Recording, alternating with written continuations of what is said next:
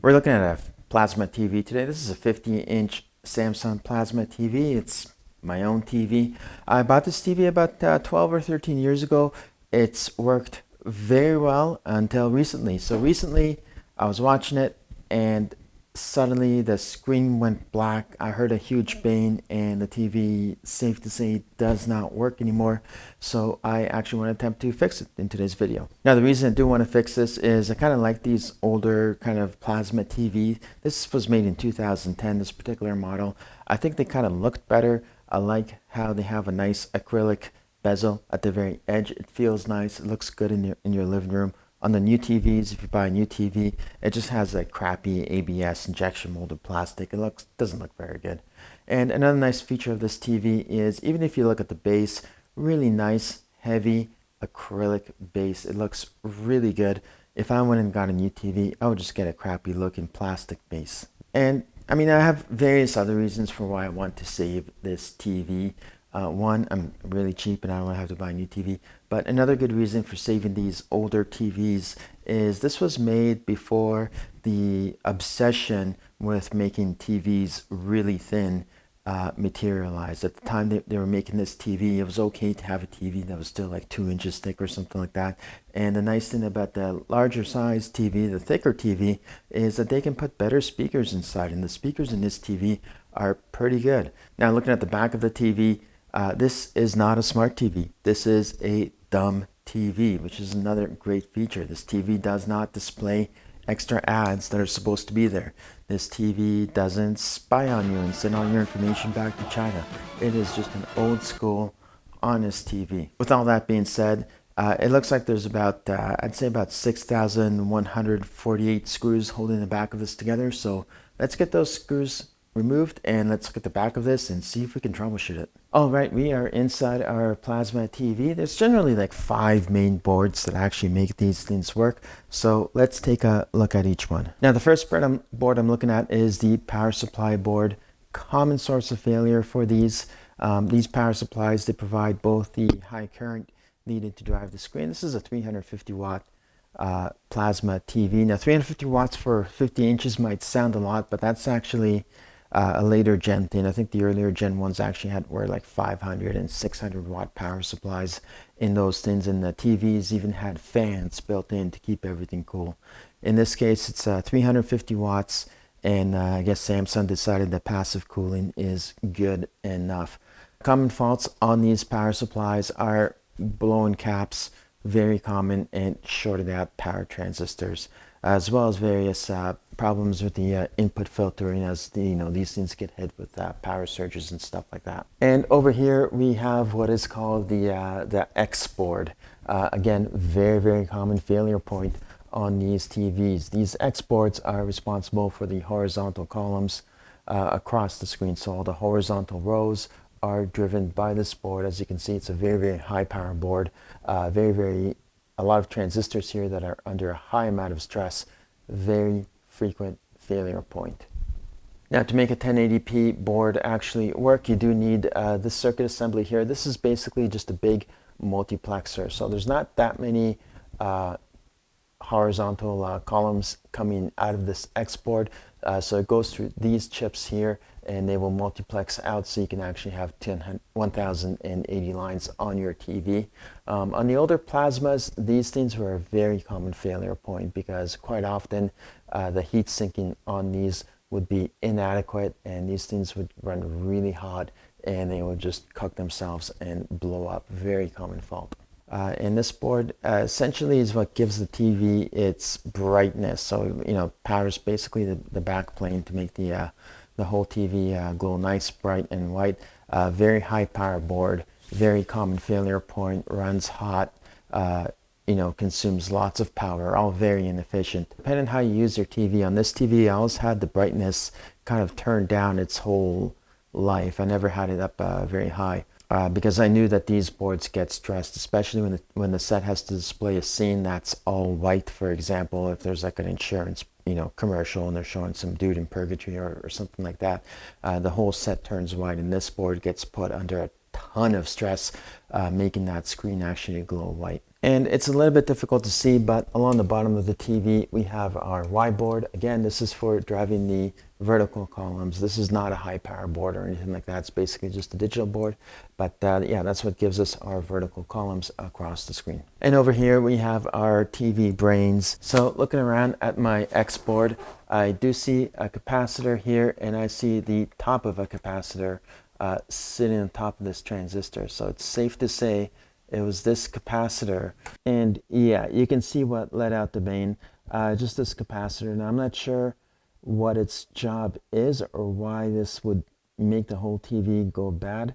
I think this is just a suppression capacitor, so it shouldn't really make that much of a difference. It shouldn't make the screen go black completely, I don't think. But it may have failed short or something like that.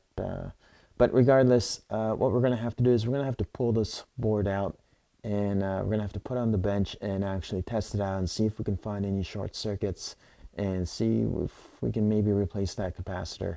Off, and yeah, looking at the back, you can see that we've had something here go terribly wrong. Now, taking a little bit closer of a look at the board, I've got you zoomed in on the back of it. Obviously, over here, these 3 pins, this is where that big transistor and heatsink is we saw earlier, and these 2 pins are the big or the tiny little capacitor that we saw that got blown up to smithereens. Okay, so that's the back of what we're looking at.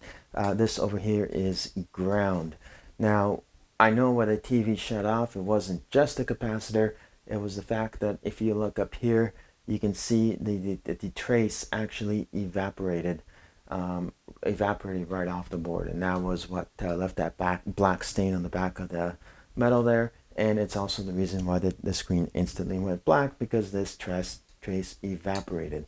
Now I'm left to the question of what actually caused this. Okay, it is conceivable that the capacitor just happened to short out and it blew up the trace, and maybe all I have to do is just replace that capacitor and fix the trace and we'll be good to go. However, I think there might be something more wrong. Let's take a bigger look. Flip the board around. We can see we have a few more transistors on this side. This is all on the side that interfaces to that X multiplexing board, and you can see they have 3 transistors on this side. So if we take a look at the back of those transistors, okay, you can see there's our first transistor, second transistor, third transistor, and over here they've got this kind of foam stuff. I think this is used for high voltage shielding to prevent the transistors from arcing to the chassis. But basically we're going to have our third transistor here. Now, unfortunately, when I test across these transistors, 2 legs are completely shorted together.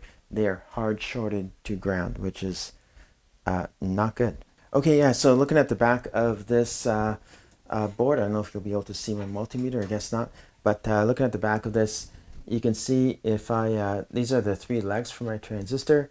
This is all ground, so I'll probe that, and as you can see, this is, I'm right on ground right now, and you should hear a beep, which you do, and when I test from this leg to this leg, I get a completely dead short. Now both of these transistors are in parallel, so I'm not sure exactly which one failed.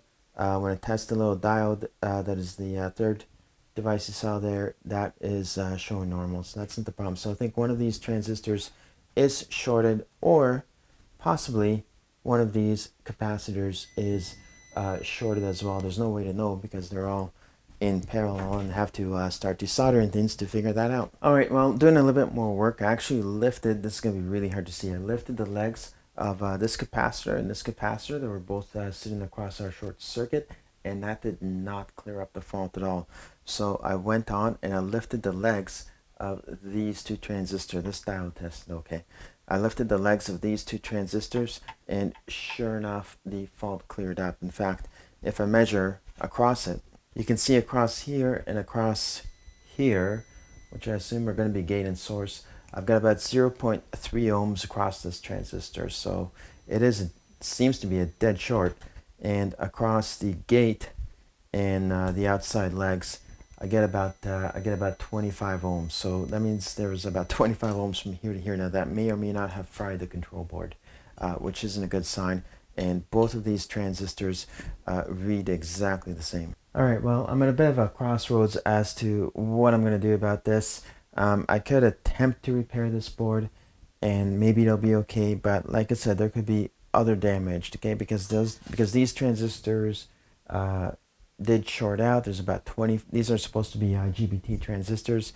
There's about 25 ohms from junction to gate on these, so these probably put about 300 volts on the drivers, which you can see down here. So there might be even more damage to this board than what the eye can see, and therefore is attempting to fix this worth it?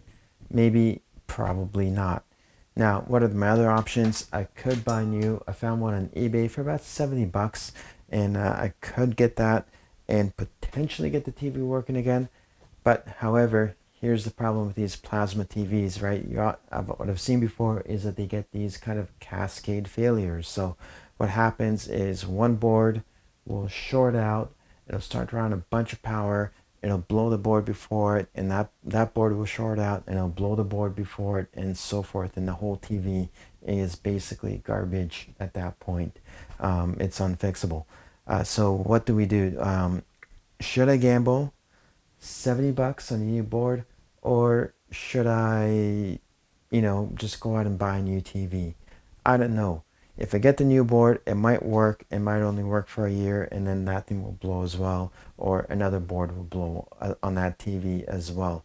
If I just buy a new TV, great, but now have really a worse TV. It's going to be one of those godforsaken smart TVs.